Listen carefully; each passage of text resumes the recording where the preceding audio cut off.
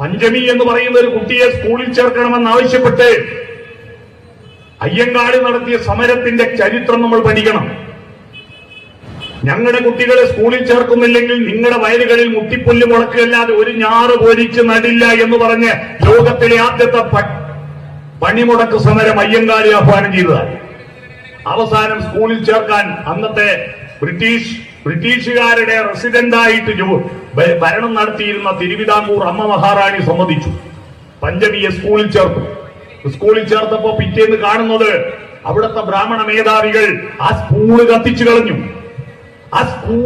കളഞ്ഞു.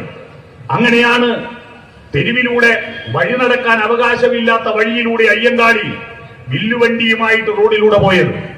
അവിടെയാണ് ബ്രാഹ്മണരുടെ ഗുണ്ടകൾ അദ്ദേഹത്തെ റോഡിൽ തടഞ്ഞു നിർത്തിയത്. കത്തിയുമായിട്ട് ഇറങ്ങിയിട്ട് തടുക്കാൻ ആരുണ്ടട ധൈര്യം എന്ന് പറഞ്ഞിട്ടാണ് കേരളത്തിലെ സാധാരണ മനുഷ്യർക്ക് ആവേശമുണ്ടായത്. കേരളത്തിന്റെ അംബേദ്കറായിട്ട് അയ്യങ്കാളി മാറുന്നത് അങ്ങനെയാണ്.